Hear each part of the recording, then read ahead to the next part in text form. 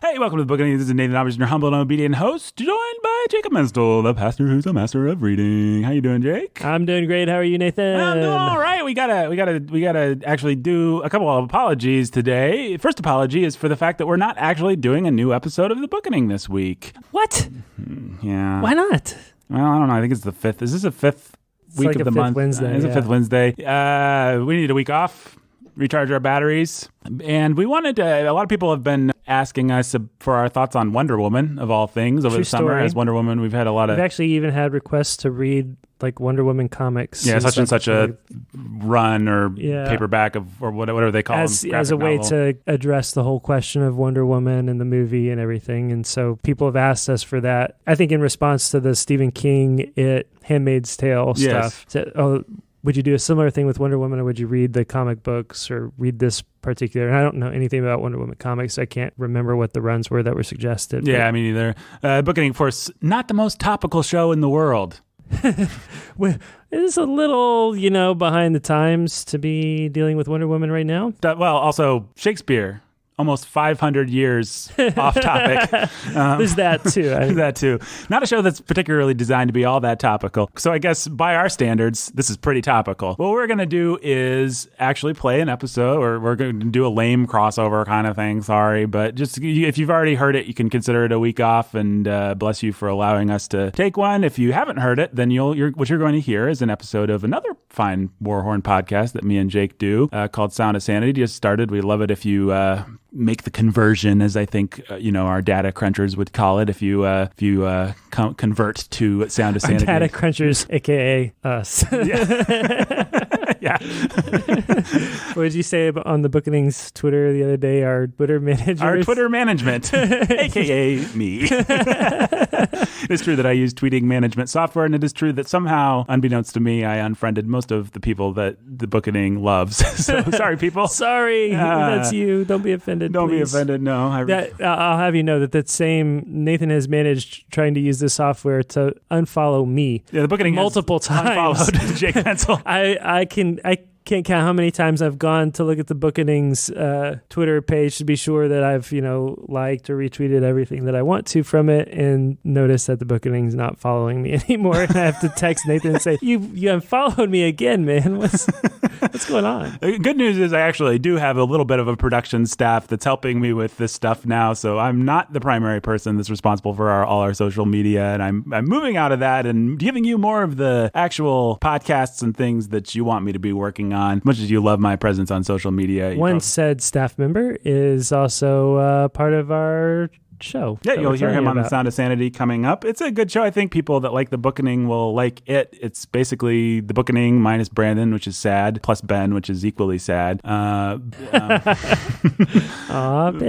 Ben. No, we love Ben. He's our faithful production assistant. We have a little bit of fun with him, as you'll hear. But so we did an episode on Wonder Woman, and maybe some of you will already have heard that because you follow more than the Bookening. If not, then this will just be an episode of me and Jake basically talking like we do on the Bookening, only talking about Wonder Woman. If I think this will count for your Bookening of the week. If you haven't heard it, if you have, then I'm sorry to be repetitious and do a lame crossover thing, but we figured it was tied in. People had been asking for it, and we had those thoughts all ready to go, and made a nice ad for another podcast that we hope everybody will enjoy. So for all those reasons, some commercial and devious, and some sincere, and we really had, before we did that episode, it had been an ongoing question of whether or not we would do a Bookening doesn't read Wonder Woman. The Bookening doesn't read Wonder Woman, And then it turns out that we ended up with this other episode. We had another forum that was maybe slightly more suited to talking Wonder Woman, since we're not going to do the work, of actually reading. We'd much rather read books like we like to read on the Bookening than read a Wonder Woman graphic novel. Books that are actually good and stuff. So yeah, exactly. So yeah, that's coming up in a couple of minutes. But I said I had two apologies. The other apology, I'm informed by no less how do you pluralize that? No less authorities. No less authorities. There we go. Just take the article away. No less authorities than Mrs. Menzel herself, your lovely wife, and Mrs. Chastain herself, Brandon's lovely wife, that last week's episode, not our finest work. That's true. neither one of them cared too much about that episode. No, they didn't. You guys both got home. They had the rolling pins in their hands. They went to town on you. That's right. And I couldn't show my face for 5 days. You had to tell people you fell down the stairs? Commander Daddy, not so much Commander Husband.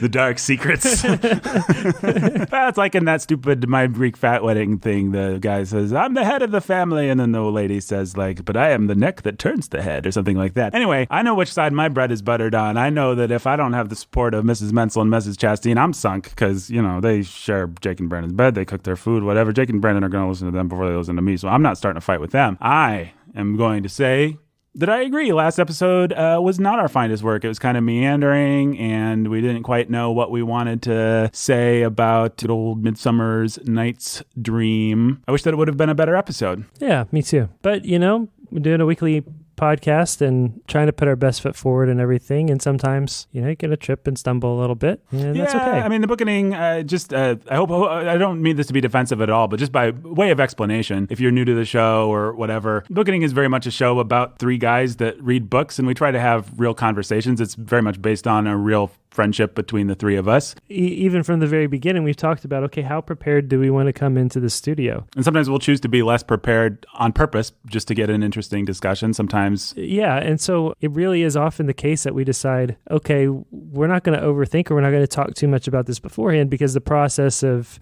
figuring out what we think and figuring out what each other thinks, it can be helpful to people. And it's helpful to us to not, think our thoughts alone by ourselves in a bubble, but to have discussions and arguments as we figure out what we think about things. And so, yeah, we could approach the show as if we were going to come with the answers in hand and just figure out how we're going to disseminate them. And we also have different levels of preparedness, even within the framework of the way the show's set up. Brandon's always going to be more prepared, because he is, in fact, a PhD, ABD, who's naturally more prepared. He spent his life preparing for this, actually. Exactly. He's usually going to have all the context. I'll usually have a little bit of preparation, and Jake oftentimes won't, which isn't because Jake's an idiot, but it's because it's actually, again, just for the sake of the show, I think at a certain point we may have even discussed it and said, Jake, it's more interesting to hear a fresh take on this, somebody that hasn't done a bunch of research. And Jake, it's not that Jake will never do any research or bring anything, in terms of context to the book, but I generally do come in the freshest of everybody, and that's mostly by design. Right. I mean, it also works with your schedule, and there's reasons it's designed that way.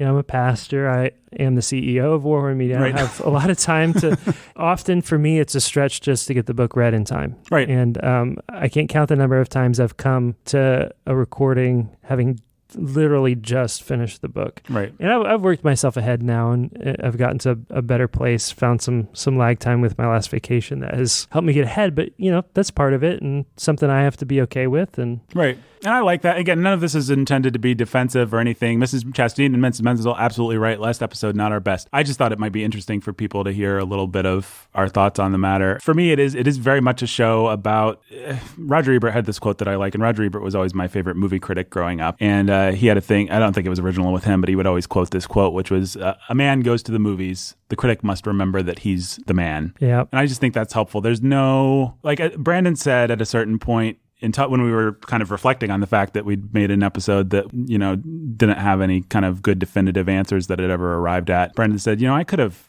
lectured on this whole thing. I could get up right now and lecture on this whole thing for an hour, and we'd have another episode, but that's not the show. And I think that's true. The show is about us. It's about our response. It's not that we don't believe in objective truth or anything like that, but it's about how we get to the objective truth. And you kind of have to know us and be willing to go on the journey with us. Yeah, enjoy being on board for the ride. Right. And those are the kinds of critics that I like. I mean, that might sound very narcissistic and self-aggrandizing, like I just don't want to ever say anything objective or give you any, I just want to play around with my friends. It is true that I like playing around with my friends, but it's also true that I think the most interesting criticism is always informed by what the critic actually brings and who the critic is. That's the kind of criticism that I like to read, that I like to watch. And so that's just the kind of show that I want to do. I hope you like it. And so I sort of want to say, yes, it was bad. I don't want to do bad episodes like that all the time. I also want to reserve the right to do a clunker every now and again because it's the nature of the beast. The other thing is I really want to ask the question of a book of something like Midsummer's Night's Dream of like, who cares? Why does this matter? What actually is it about this? Is it just because it has William Shakespeare's name on it? Right. Is it because everyone actually likes Hamlet and Macbeth and this one just gets lumped in and is survived?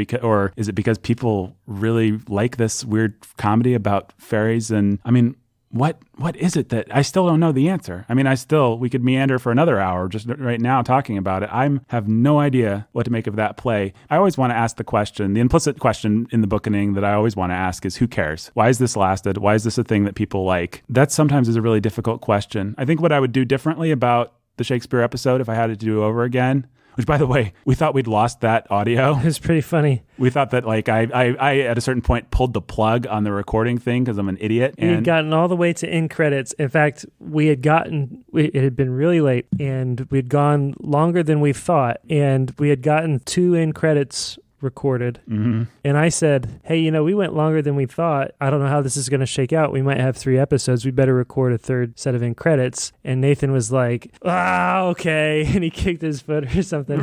He's like, and then right then his foot got tangled on the cord and kicked it out of the socket.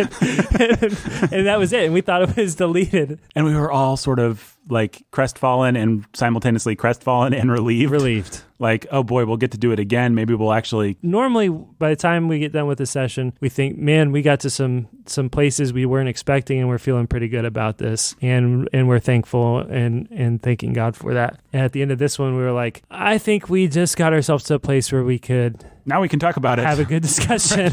We just had the pre-discussion, only we had it on mic and it took like 4 hours. Normally, I mean, the amount of pre-discussion we have varies, but we all usually come in pretty comfortable knowing about the kinds of things we want to talk about. And it depends a lot on the book. Winnie the Pooh, we had a long, intense discussion because we knew there were parents and people that really just loved that book, and we didn't want to... And we loved it too, and we really didn't want to give short shrift to Milne, but we did want to address this nagging thing that we all felt. Right. So, it was a hard discussion that me and Jake actually basically had a fight before the episode because we were just like, the tension was so high in the room about stupid Winnie the Pooh. I think maybe we even referenced that in the episode itself. I don't remember if we did or didn't. But we were yelling at each other. Yeah, that's the truth. Yeah. So accusing each other of being unfair. Right. Yeah, exactly. Well, the end of the story is we thought we'd lost the audio. It sucked that we were going to have to do it again and put in another intense session on it. But we were all kind of like, oh, this is good. We'll get to do it again. And then, like an idiot, I went and recovered the audio. I solved the technical problem with this file. I won't go into it, but like I thought I had this corrupted file and I figured out how to under-corrupt it, and it didn't end up being all that difficult. And I just like texted the guys and I was just like, guys, I'm sorry. I recovered the audio. We're all like, oh man. So there again, maybe we could have gone back and done it again, but we were also going to be slammed schedule-wise, and so it was really one of those things that, and maybe we would still feel this way if we did it over again, but we felt, well, the fact that we have it and the time constraints we're under, we're not justified to go and try and do it again. Right. It is what it is, and sometimes... Not every, when you're doing a weekly podcast, not every episode is going to be as good as, there'll be some classic episodes, and hopefully there'll be a couple that are wonderful every year, and hopefully there'll be just 1 or 2 that are garbage, and then everything else will be good. I mean, hopefully, obviously, ideally, everything would be wonderful, but human nature precludes that from happening. Sometimes we're tired, sometimes we're sick, sometimes the book doesn't have as much to say about it, whatever. And sometimes we go on too long in our introductions. Right. That's never happened. Sometimes a mysterious phantom shows up, and then you have the best episode of some of the greatest, most beloved episodes of all time. So anyway, I say all that. I really hope it doesn't come off as defensive. I just thought it might be interesting for people to hear the thought process that goes in the kind of show that I don't usually want to get too meta and explain my reasoning behind, you like the show or you don't. And if you like it, you're with us for the ride, I guess. But there. Yeah, and if you like it and are with us for the ride and enjoyed Midsummer Night's Dream Part 2, then great. I'm glad you were able to be there in the room with us as we banged our heads against the wall. We wish that we were able to do more for you than that. Yeah, I mean, it's nice to be able to. I always want. If the question I always want to ask is who cares, I always want to be able to answer that question. Sometimes I can't. And actually, I had trouble with Macbeth too. I think maybe the episodes turned out stronger there, but I really don't remember at this point. But Shakespeare is difficult for me in that I do love him. Not being disingenuous when I say I love him in the podcasts, but he's hard work. And he's foreign to us now, and it's just always. And I don't want to, I mean, we could just do a podcast where we are like, well, here's the 5 interesting things that you should look for in Midsummer's Night's Dream. I don't want to do that. I want to actually ask the question. Go get Spark Notes if that's what you want to. Go get Spark Notes, or listen to Close Reads. I'm coming for you, Close Reads, Circe Institute. You and your 3 people discuss books Christian podcast. Nobody has time for that. Everybody loves the Bookening. I've never listened to. I think I've listened to Close, like maybe 10 minutes of Close Reads one time before we even started the Bookening. I'm sure it's fine, but they're only. I forgot that they were a thing, or just discovered they were a thing. I don't remember which when you mentioned them earlier. They're only 10 weeks ahead of us or something like that. 10 episodes ahead of us, if that. They are. They're actually doing Gilead right now. I dare say the Mysterious Phantom won't come on their Gilead program. You never know what the Mysterious Phantom is going to do. You might go over to listen to Close Reads, see if he shows up. That's not some kind of bizarre plug. Neither I nor the Mysterious Easter Phantom eggs. will be appearing on Close Reads. Unless I get a phone call, maybe they'll hear this episode. I'm sure they're ardent Bookening fans over at Close Reads. But yeah. So there you go. That's a little bit of the thought process behind the Bookening. Hope it was interesting for you, and I hope that you're interested to hear our thoughts on Wonder Woman, because whether you are or not, they're coming up. Anything else you want to say about anything, Jake? Nope. All right. Thanks for sticking with us, guys. Yeah, thanks for sticking with us. We love you. We appreciate your support. It's been very gratifying, all the love and nice thoughts and things that people send us on the Twitter and the Facebook and the various platforms that they have to engage with us. We have a really nice, I feel bad saying fan base. We have a community. We have a I mean, I don't think it's lame to say that we have a community, and that's what we've always wanted, was a, dare I say, global, thanks friends in Malaysia, seriously, and the UK and Canada and Australia. We want to be a part of a big book club together and want you to be a part of the family. And everything that we do at Warren Media, whether it's the Bookening or the World We Made or the articles, is really summed up in the goal of the Sound of Sanity, which you're about to hear, which is we want to be a part of a community of people who are fighting to stay sane in a world gone mad. That's exactly right. And those are the words of the great Chief Executive Officer of Warhorn Media, which produced the podcast that you're about to hear, Sound of Sanity. Thanks for listening to the Bookening. We love you. Nathan and Jake out.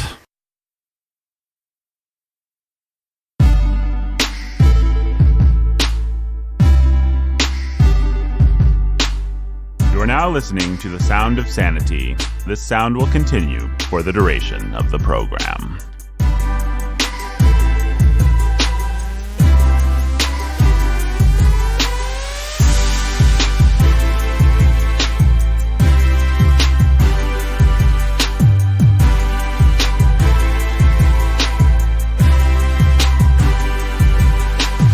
Wonder Woman. She runs around in her underwear, she fights the Nazis, and she's an icon of Christian virtue? We'll find out today on The Sound of Sanity. Welcoming you to The Sound of Sanity is me, Nathan Albertson, your humble and obedient host, joined by my good friend. You may know him from the Bookening as the pastor who's master of reading. You may know him from The World We Made as Pastor Jacob Menzel. You may know him, if you're one of his kids, as Commander Daddy. He's got so many titles that we've attributed to him in the larger Warhorn verse. Probably others I'm not thinking of right now, but I know him as my friend Jake.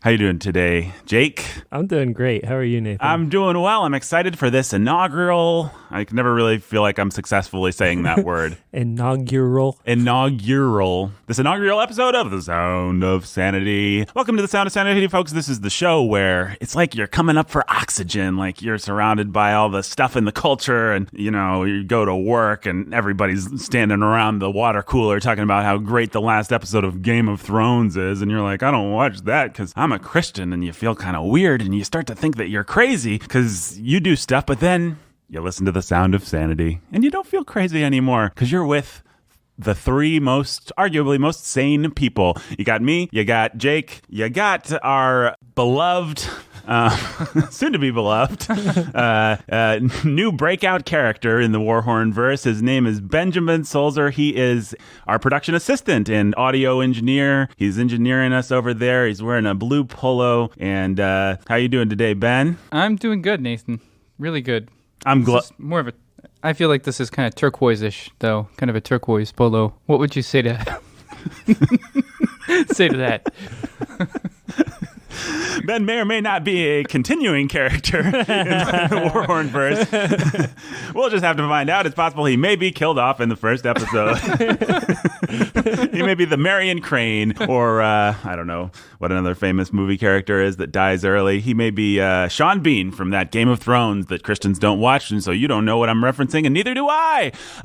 Welcome to The Sound of Sanity. This, as I said, is a show where we talk about the ways that we as Christians feel insane, and we feel sane about them because we should. We got sanity on our side. God created sanity. So, first of all, though, this being a Reformed Christian-ish podcast, we need to have an obnoxious conversation about the craft beers that we're drinking and or whiskey or whatever hipster things we are imbibing. I myself am drinking a mason jar full of coffee.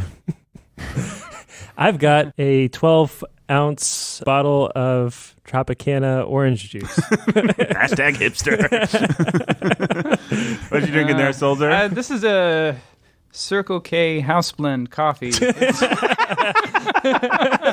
with some Hershey's chocolate caramel creamer in there. Pretty bold. That's the way that we are around here. We take bold stands for Christian liberty. Bold stands for Christian liberty.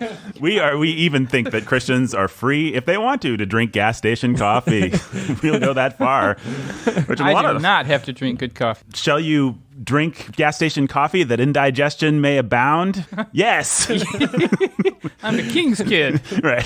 Exactly. I don't know what that means, and I'm not interested to find out. Today, so every episode of what happens on The Sound of Sanity, we talk about a place where we, as I've stated now, this is probably the third time I'm explaining the premise of the show, but this is the first time you're ever hearing the show because this is the first episode. You jumped right on board. You love everything we do. You're an intelligent human being. So you are listening to the first episode of The Sound of Sanity. We're going to talk about a place in each episode where we as Christians feel insane, where it's just like the culture is completely out of whack. Is that the word I want? Where the culture... Yeah, a place, if we can be so bold as to say it, where you feel like you're drowning, where we feel like we're drowning in the filth of the culture, and we're going to try to throw out, what do you call those? Life preservers. Yeah. Life preservers. Yeah. What do you call those life-preserving devices again? And so today... we thought we'd do a sizzling hot take on Wonder Woman because it's so fresh. Wonder Woman, she's an icon of female empowerment. She runs around in her underwear. She fights those Nazis. We all love Wonder Woman, right? Ben's got a Gal Gadot poster, several Gal Gadot posters hanging. That's not true at all. Ben, your favorite superhero movie is, in fact, The Amazing Spider-Man Part 2. That's not true either, but I do like that one a lot, Nathan. Glad you brought it up. I don't know what my favorite superhero movie is. Maybe it's The Incredibles. I think that's a good choice. Yeah, I think it's kind of one of those choices that a lot of people do, and they're sort of pat themselves on the back of it. It's right. That's why I do it. Yeah, it is one of those like, what's my favorite superhero movie? Well, you wouldn't expect this, but it's The Incredibles. Okay, I'm the kind of guy that likes to think outside the box. Yes, because it's an animated children's movie, but it's also really good, and adults like it a lot. Yeah, they do. But Wonder Woman, she runs around in her underwear. She fights the Nazis. We love Wonder Woman, right? False. Well, let's start by getting everybody's bearings on the subject. Jake, what kind of context did you bring to Wonder Woman? You've been a Wonder Woman fan? You know anything about Wonder Woman? You ever watched the Linda Carter TV show? Anything like? I think I have seen a little bit of that old TV show. The only thing I really knew about Wonder Woman was that Wonder Woman was like Superman, but a woman who ran around in her underwear. Right. That's pretty much it. To be fair, I suppose most superheroes, man or woman, do run around in their underwear, but That's not, I don't feel like being fair. She's a woman that runs around in her underwear. It's not good, people.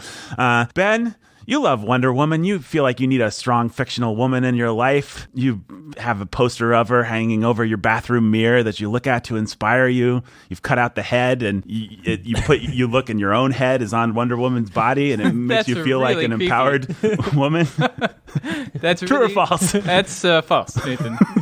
It's very creepy. It does seem like the kind of thing Wonder Woman is designed for. However. Oh, I thought you were going to say it does seem like the kind of thing I would do. No, that's not what I was going to say. Yeah, I've always hated Wonder Woman, and I've always thought that she was really boring. Yeah, I guess that's actually a fairly good point. Yeah, who cares about Wonder Woman? She's always felt like, oh, you're supposed to try to like her. She's just a warrior woman. She has no particular weaknesses or no interesting background. She's just she's never had before the summer, she had never had a good movie. She had that really cheesy old TV show that you can find lots of gifs or however you say that on the internet if you're but yeah, she's I always, as a kid, not really thinking about it from a feminism or anything biblical, sex role, not thinking about it like that. I just thought Wonder Woman was boring. I mean, she didn't have an interesting story. I felt the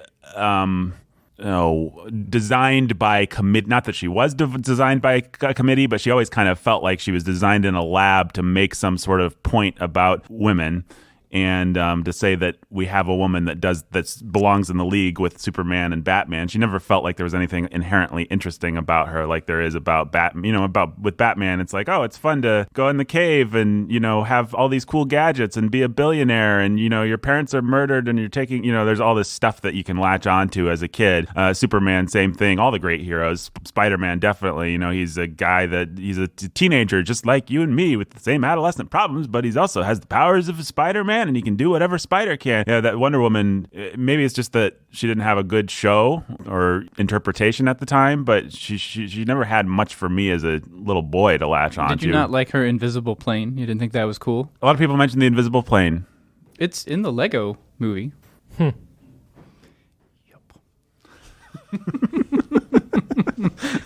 Thanks for contributing. You're welcome. It was pretty funny. The bad guys blow up her invisible plane. You remember that? Oh, well. Yeah. Sounds hilarious. So when Wonder Woman first came out in theaters, there was a whole bunch of articles that were written and a whole bunch of tweets out there by Christians about how Wonder Woman is not so bad. Wonder Woman is a good portrayal of the gospel. Shut up. Don't think about Wonder Woman. Eat your popcorn and enjoy it because it's a good movie. I want to know how that made you feel, Nathan. Well, it made me feel bad, Jake.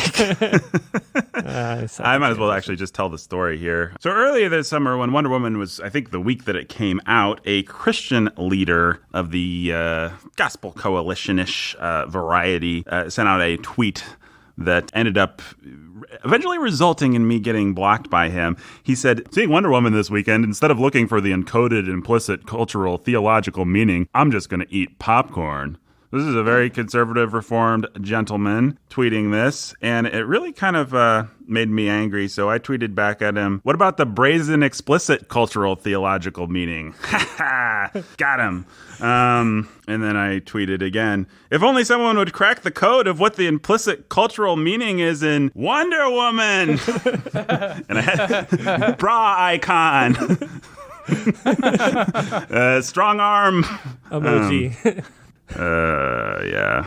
And then maybe I went too far because I'm seeing now, I haven't looked at this since it happened, but I said, good thing movies don't make us feel feelings and feelings don't affect how we think. Extra butter is yummy. Vagina hat, etc.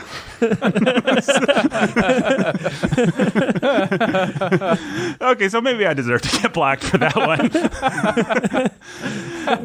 But dude, this is where I started to feel crazy. And it happened all summer, and it started happening. I started seeing it more and more among Christians who would either try and recast Wonder Woman as some kind of a symbol of what's good about Christian femininity. You know, Wonder Woman she functions as a symbol of the church. You know, she's in the great tradition of Joan of Arc, of these kinds of ladies. So you do that, or you'd see people, I'm just going to turn off my brain and eat some popcorn and enjoy a good popcorn movie, and this is the best popcorn movie. And that first argument, I think, or I'm going to ignore that there's any sexual content to this at all and just talk about how this is a good depiction of understanding depravity, because she doesn't get it at first, but she comes to understand it over the course of the film. Yeah.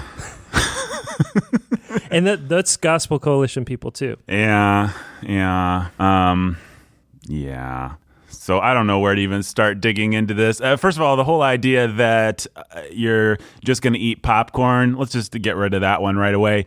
Everybody in the entire world is saying that Wonder Woman is feminist propaganda, including the makers of Wonder Woman, including Gal Gadot, including the director, Patty Jenkins, I think her name is. Everybody that loves Wonder Woman loves it principally because it's a good piece of propaganda. It's propaganda for something they believe in, and they think it's doing good work. So why would somebody come out and say, instead of doing my theological hot take, I'm just going to eat popcorn? What's his goal? What's he think he's accomplishing? Right. All the pagans are doing their theological hot takes, and they're happy to do it, and they're saying it's important. They're saying it's going to change how little girls think. They're not. It would be one thing if they were saying, hey, we made a good popcorn movie, and then, you know, I could see a Christian saying, well, you know, it was a popcorn movie. But nobody, except for Christians, wants to pretend like this is just a popcorn movie. So that was the first thing. Effectively, when a leader comes out like this guy did and says, instead of thinking theologically and culturally about this, I'm just going to enjoy my popcorn, what's he saying to everybody all the Christians who follow him who are going to go see the movie? Well, it made me really mad because the reason that I responded so strongly and got pretty angry about it, really, was I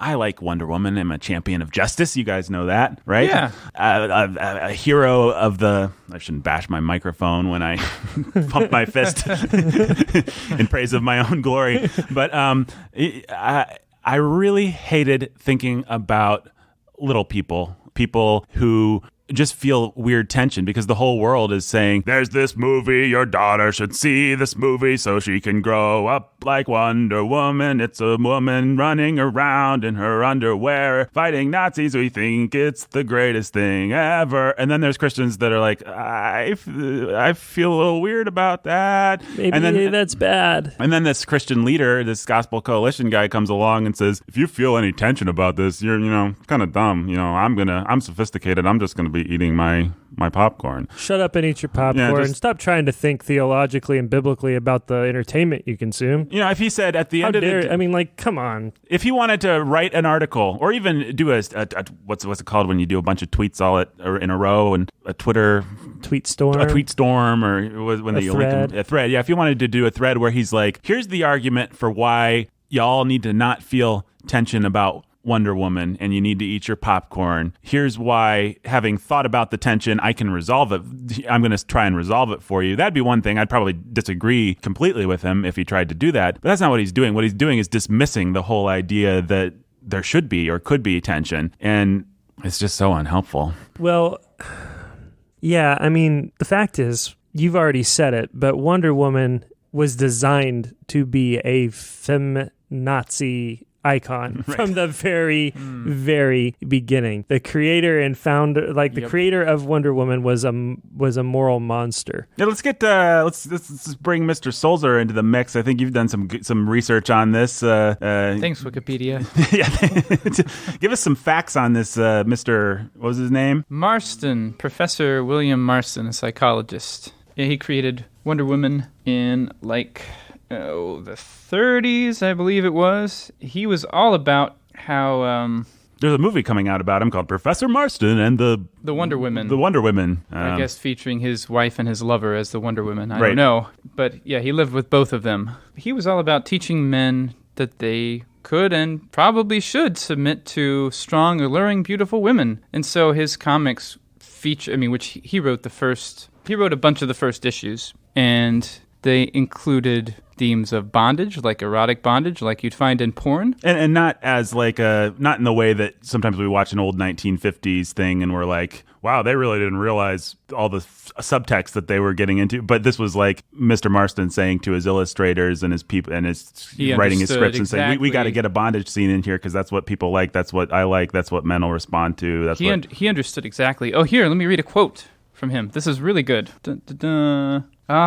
About male readers, Marston wrote, "Give them an alluring woman stronger than themselves to submit to, and they'll be proud to become her willing slaves." So, just want to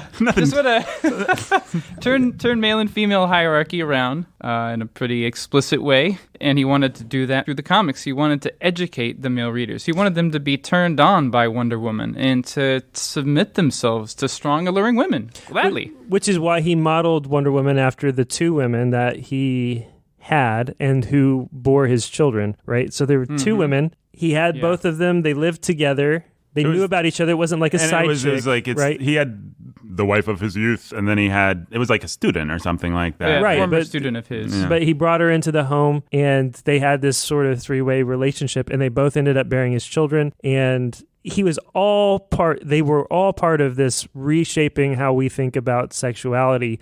One of the women was Margaret Sanger's niece, and her mother co-founded with Margaret Sanger the first Planned Parenthood. These are ideologues here. Mm-hmm. And Wonder Woman was created by an ideologue to subvert the sexual order from the very beginning. And it was very explicit, very intentional about it. Everybody knew it. And so she's always been this huge feminist / drag queen icon. Like when I think of Wonder Woman, I always think of Cher. Right. This is weird to say, but I've known workmates, a number of gay men that have like just a Wonder Woman calendar hanging in his office. You know, I mean, she is an icon of that type of person, and she was designed to be that. And yeah, I often get uncomfortable when people get, on Facebook, well, the liberal Illuminati is working to bring down our culture behind the scenes, but this is actually an example of a very explicit, well documented liberal people being like, we will create an agenda and then we will see it through, subverting people through the entertainment that they mindlessly consume. Which is also why Wonder Woman rang hollow for so long. Yeah. And has only been able to find a foothold now. Right. Now is the time for Wonder Woman to finally be a character that people can actually care about, because we've because people are degraded enough that they're like, give us propaganda, please, to make us feel better about ourselves. It used to be that you had to be at least a little sneaky about the propaganda. But yeah, so that's Marston. He was a jerk. Dare I say it? You got more details you wanted to share with us?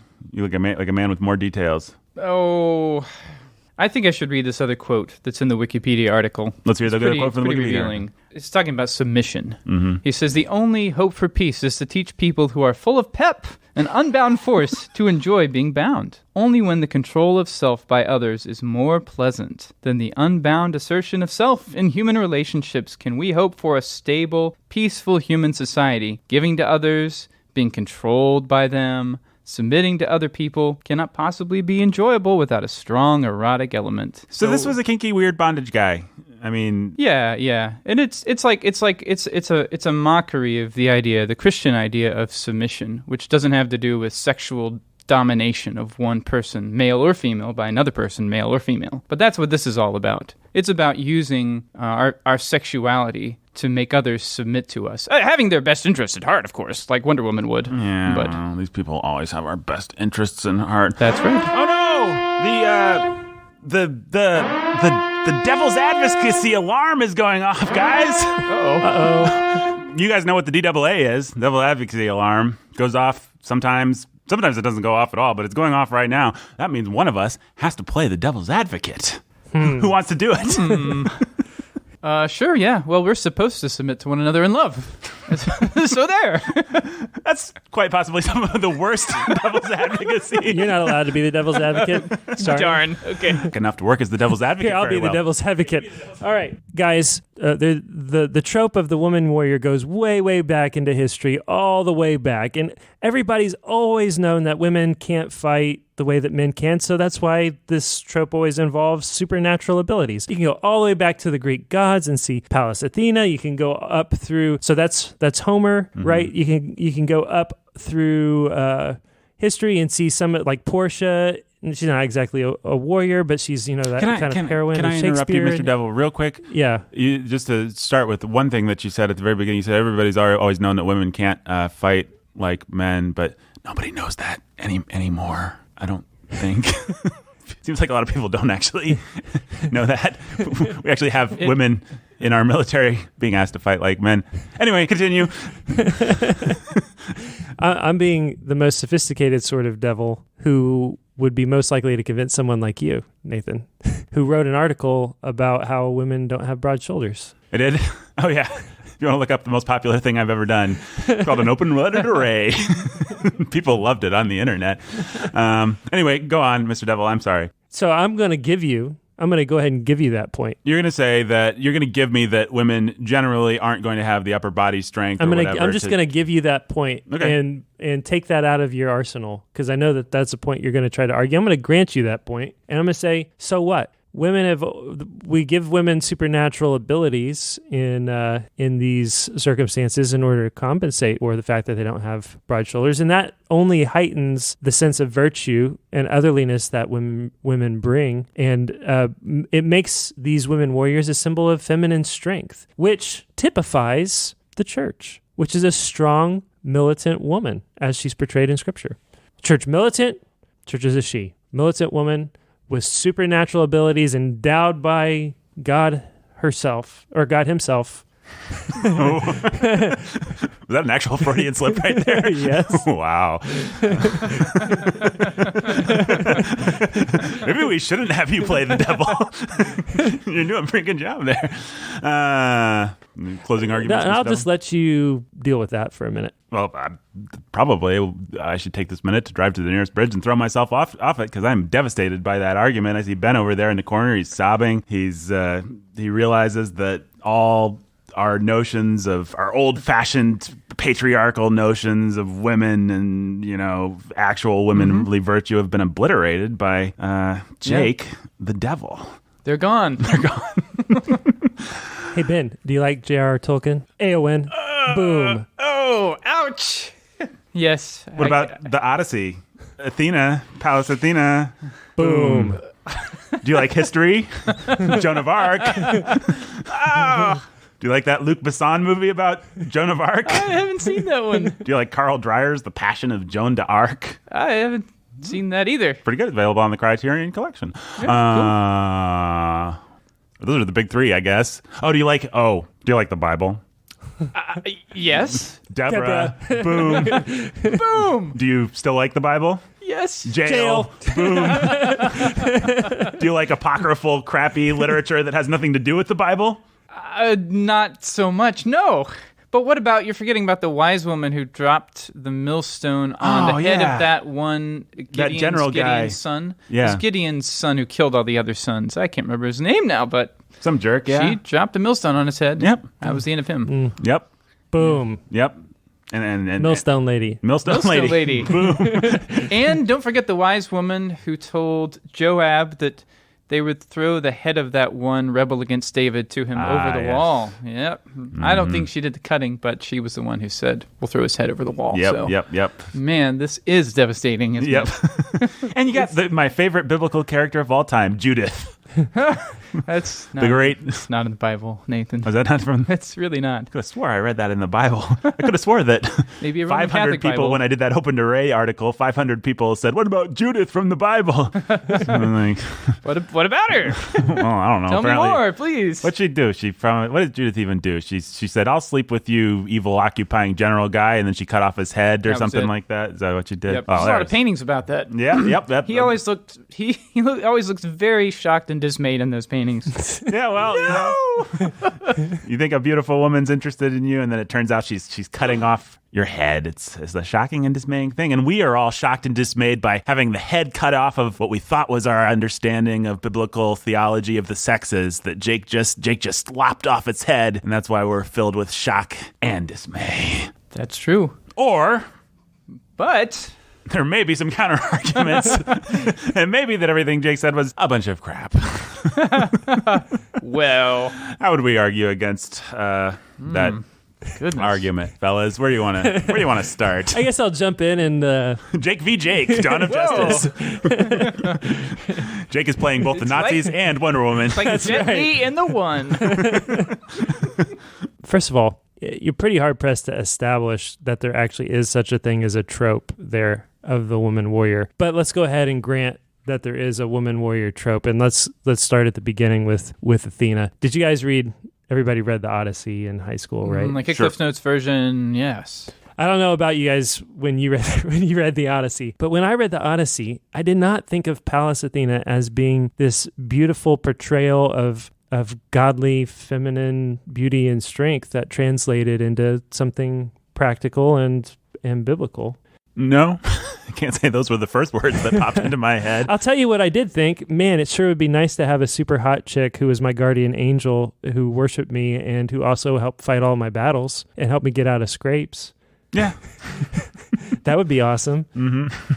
And that's ultimately what women warriors accomplish, is they become this sort of like fantasy wish fulfillment object for lazy, passive men. Yeah, I would say about Wonder Woman, there are two attributes that men really appreciate about her. Her breasts! True. I mean, seriously. I mean, it is weird that, like, little girls and probably little boys, too, are going to have this poster of this babe in her underwear, this supermodel, Israeli supermodel babe. I think that's what Gal Gadot is. I mean, like, I know it's not all that bad compared to, like, horrifically bad stuff that pops up on your computer even if you don't want it to all the time, but it's still a gal in like her underwear. The stated goal, the design and the intent of everyone from Marston through Gal Gadot and Patty Jenkins is to use this beautiful woman's sexuality to subvert the sexual order so that men will look at this woman and think, here is a beautiful woman that I would love to subject myself to and have fight my battles for me and protect me, and I will just be willingly in bondage to her. Well, and the clever thing about it, I mean, I think propaganda is much more sophisticated these days than it used to be. Like when I was growing up, if you're going to have a feminist in a movie, you'd have a scene where a bunch of guys would be in a bar and she'd walk in and they'd be like, oh, hey, look at hot pants over here. And then she'd punch one of them and, you know, the hero of the movie would be sitting in the corner and be like, oh, yeah, this is the lady for me, you know, and be this real obvious dumb, you know, this woman is empowered kind of cheesy thing. But now oftentimes, like in Star Wars, they just accept it as a matter of course, you know. Right. You don't draw attention to it. It just becomes something that's a part of the milieu of the film or whatever, you know, the whole. Right. It's just assumed. So with Wonder Woman. Of course, Rey can kick everybody's butt because she's, you know. She's awesome. It doesn't have anything to, They still kind of have to, they tip the hand a little bit with the whole, hand don't hold my hand. Or with Jyn Erso in the latest Star Wars, there's the scene where she's beating up the stormtroopers and you just have a cutaway to the guy hero being like, oh, well, that's interesting.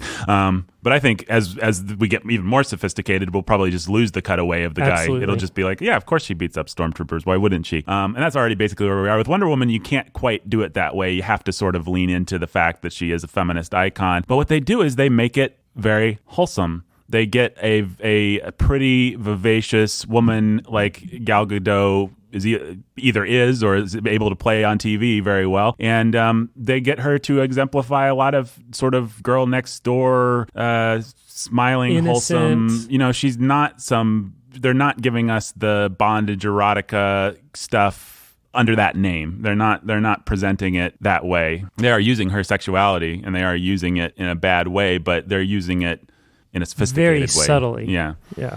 There's nothing to make a undiscerning mother be unhappy about her daughter dressing up like Wonder Woman, for example. I mean, a godly mother, I think, would be, but mom, it's nothing that's going to be like... Well, lots of godly mothers, I think, probably feel chastened for being resistant, you know? Because they should just be eating their popcorn. Right. And after all, you know, she's typifies the church, who's a militant woman, and the gospel's in it because she's this sweet, innocent do-gooder who believes in, the best in people, and she has to come down to compassion earth. And love and courage and faith and right. all kinds of things she exemplifies. Hey, those are our virtues. Yeah. Hey, you're trying to co-opt our virtues. You can't have them. We're going to have them. Wonder Woman is accidentally a Christian movie. Right.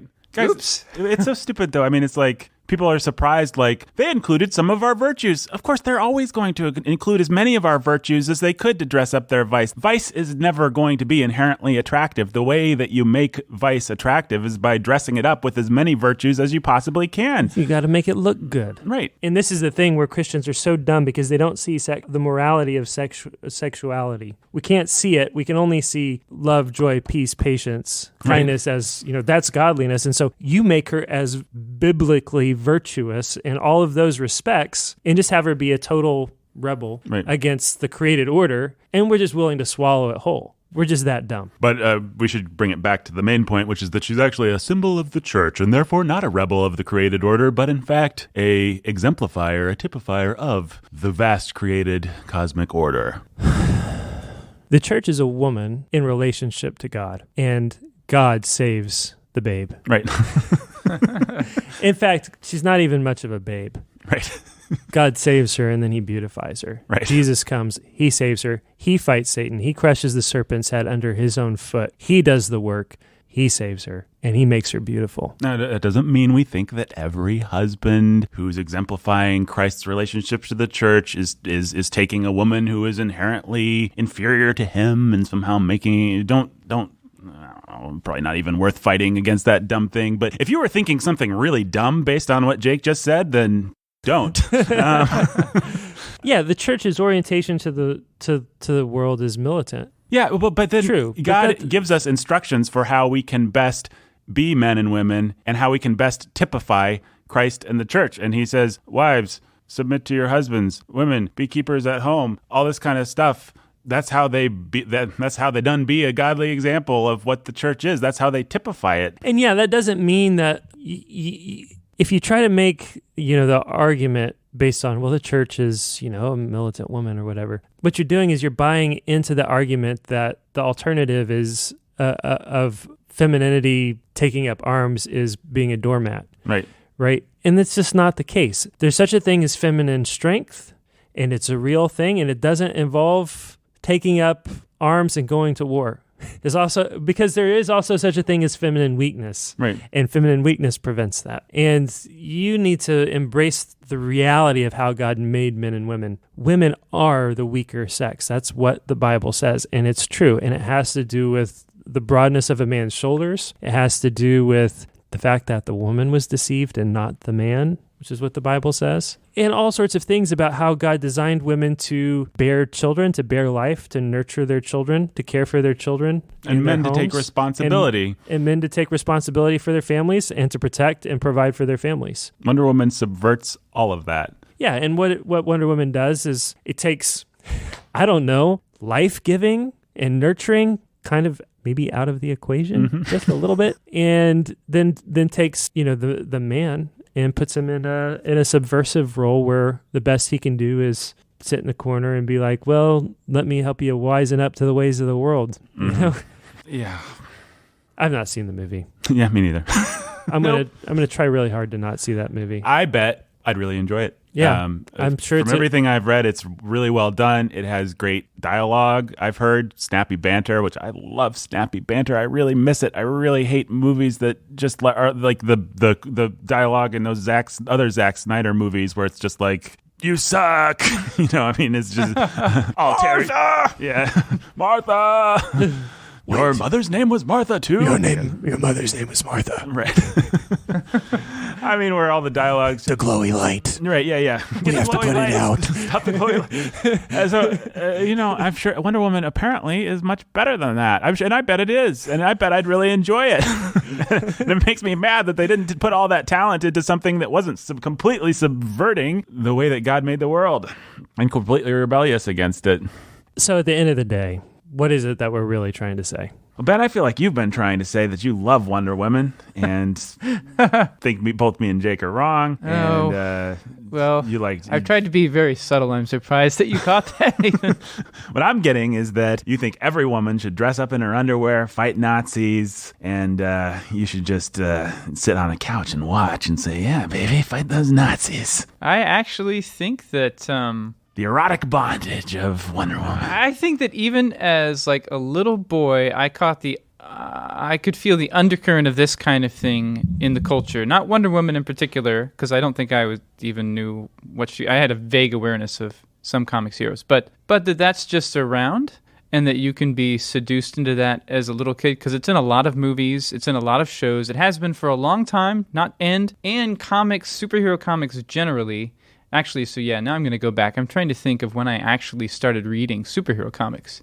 I don't know how little I was. I didn't have a lot of them. My parents weren't that comfortable with them. But I just remember, you know what? There's a lot of like really tough women in their underwear in superhero comics. Mm-hmm. And I think that was a gateway drug into that kind of stuff. The stuff of like emasculated men who just want hot women to rule over them. I think that was something that I've looked back on and realized, oh, that was poison, and now I have to pray hard to fight against that poison in my imagination. We have to talk about how attractive this idea really is to all of us. It's not. We're not just this is not a podcast where we're just like the culture out there is so terrible, man. And this is not theoretical at all. No. It's wonderful. That's why I actually wanted to talk about the Odyssey, because you loved that idea. I absolutely loved that idea. I thought, Athena was my patron goddess, and not because of some like wisdom. It was because she was a babe who worshipped the clever Odysseus, and I thought, I could be clever Odysseus and have a babe guardian angel who goes into battle and subverts Ares or whatever, Apollos or whatever, and it was super attractive. Yeah. And I think that's the whole point of the warrior woman, at least the modern warrior woman. Yeah. Yeah, it's such a stupid lie. She does everything that a woman needs to do. She's nurturing and caring, and she loves, she beats up all the men in the bar that are trying to grope her, but she loves me, and she lets me do whatever I want. And she thinks I'm the best and somehow is sexually attracted to me even though I'm a worthless piece of crap. That's right. But she also bears all the responsibility, fights all the battles, and does all the difficult hard work and lives all the tension that I as a man would traditionally have to, and would really like to escape. Yeah, relieves me of the responsibilities. It's a great fantasy and a huge victory for masturbating men in their mother's basements everywhere. Yep. It's of course it's a wonderful fantasy. Wouldn't we all love it if that's the way that God made the world? But it's wicked of us to want that. It's not the way He made the world. And that's why men have leaned so hard into embracing feminism. Feminism is the triumph of lazy men, and Wonder Woman is the triumph of a man who was too lazy to tame his own lusts, too lazy to stick to one woman, too lazy to do the work of being a good psychiatrist, for crying out loud, or psychologist, or good father, psychologist, good fathers. And now they're going to make a movie. I'm sure it's going to be about normalizing his polyamorous. You watch the trailer and garbage. It's like, dun, dun, dun, dun, dun, dun, dun, dun. Some people live unconventional lives. Dun, yeah, dun, it's dun, totally dun, celebratory. dun. It's not. I haven't even seen the trailer yet. Oh, well, maybe we'll include a link in the trailer show notes. Sets a celebratory tone. I can say that much. Yeah, it's very celebratory. Like, sometimes a guy comes along that, has real courage to... Right. It's right. It's like, a beautiful mind. And, that's right. It's just that kind of... I never saw the Kinsey movie, but I think that one was pretty similar. So it's one of those things... And that's everywhere. Again, that's everywhere. That's in all the shows that you watch. I mean, kick butt women are just in everything you see. It's just normal. Which is really dumb. And if you're the kind of guy out there that feels emasculated by that, that's something godly in you, and you shouldn't have to feel insane about it. That's sane. Yeah, it is emasculating to have a woman that's going to do all of your work and leave you to... I mean, what are you supposed to do with your life? If every woman is Wonder Woman, then what use is there for men? Not much, besides maybe propagating the species. They've already figured that out, or figuring that out. Right. Welcome to the end of That Hideous Strength and every Orwellian thingamabobber ever. So don't go see Wonder Woman. Don't feel crazy for thinking Wonder Woman is maybe not the best thing ever. Don't feel crazy for thinking that maybe Wonder Woman isn't a good model of biblical sexuality, or maybe doesn't portray the gospel, because it doesn't. Mm-hmm. And for the love of all that is holy, and I mean that not as a minced oath, don't try to baptize Wonder Woman and tell people that there's anything redemptive about Wonder Woman. There's not. She's demonic. She always has been, and we don't baptize demons, period. So stop it.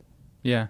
And don't assume that the entertainment value you get from seeing Wonder Woman will be worth the trade-off of taking in more of the corruption that you're already swimming in. The effect and impact that it's going to have on you. Don't think that you're above it. You can watch the movie and be entertained by it, and it won't affect your heart, because you'll be readier to engage with the culture after you see Wonder Woman. You'll understand just what demon we're wrestling with. Garbage. That's another episode, but don't do that, idiot. And don't baptize demons. That was just about the most badass thing that Jake Menzel's ever said. And probably a pretty good note to end the show on. So everybody out there thinking about baptizing demons, don't do it. Do not baptize those demons, my friends. Yeah. Thank you for listening to The Sound of Sanity. Anything we need to be plugging, Jake, for Warhorn Media? The World We Made. World We Made, wonderful podcast, features the great Tim Bailey, the great Nathan Alberson, and the great Jacob Menzel talking about homosexuality in this first season. Find it wherever and find if you want to podcasts. dig deeper actually into sexuality and effeminacy, we've got episodes on that there. Yeah, absolutely. If you want to dig deeper just into sexuality in general, Tim Bailey's got a book called Daddy Tried, Overcoming the Failures of Fatherhood, and that might sound like a book exclusively for the Fathers Only Club, but it's actually a really great book just about biblical sexuality, especially biblical manhood. So there's that, and there's his new book on homosexuality, The Grace of Shame. Dropping September 4th. That's if I'm right. not mistaken. September 4th, The Grace of Shame, 7 Ways the Church has Failed to Love Homosexuals. You'll be wanting to watch for all of those coming your way soon. And look up for a beloved article that you can still find on the internet. And you can find all kinds of very entertaining responses to it entitled That's right. An Open Letter to Ray. If you want to go to our Facebook page, you'll find that we have a 3-star rating. It's up to 3 stars because some well-meaning souls out there on the internet, thank you to all of you who have done this for whatever reason. We don't know why you've done it, but thank you. You've pushed us from a 2-star rating to a 3-star rating on Facebook's 5-star rating scale. But there are some amazing reviews. There are probably about 40 or 50 1-star reviews there, all directed at that wonderful article by Nathan from over a year and a half ago. So. We're up to 3.1. I just to whet your appetite, I will read you one of these. This is a random one I just find. I couldn't fish your article. It's a typo. I think you meant finish. I probably could have if it were satire, but wow, you really are a dinosaur. Just not the cool kind from Jurassic Park or Land Before Time. Probably. Zing. Burn, yeah. Aw, man. I'm not as cool as Petrie. Probably as childish as the ones from the Land Before... Probably as childish as the ones from Land Before Time. So maybe I am Petrie. I'd like to see you be as tough as the amazing woman you decided to belittle. This is 2016, friend. Men like you are better left off in the last century. With the dinosaurs. Yep. This is me patting your incredibly pompous, thoroughly ignorant head on behalf of Ray, Furiosa, Wonder Woman, and the millions of strong and brilliant females out there in the real and fictitious world. Anyway, you can find all kinds of entertaining reviews on our Facebook page. You can hit me up at Not Famous Nathan, hit Jake up at Jacob Menzel on the Twitter. And you can listen to our wonderful podcast, The Bookening. Every new episodes of that drop every week on Wednesdays. On Wednesdays. Yep, we talk about books. I think we're doing probably Midsummer Night Dream. We might be finishing that up, going into My Antonio, 2 books that we both really loved. And Ben Solzer, you got anything to plug? Anything you're trying to sell besides your charming personality? That's not for sale. Ben's got nothing to sell except for his charming personality, which is not for sale. That's right. Thank you for listening, folks. And from all your friends at Warhorn Media, until next time. Stay sane.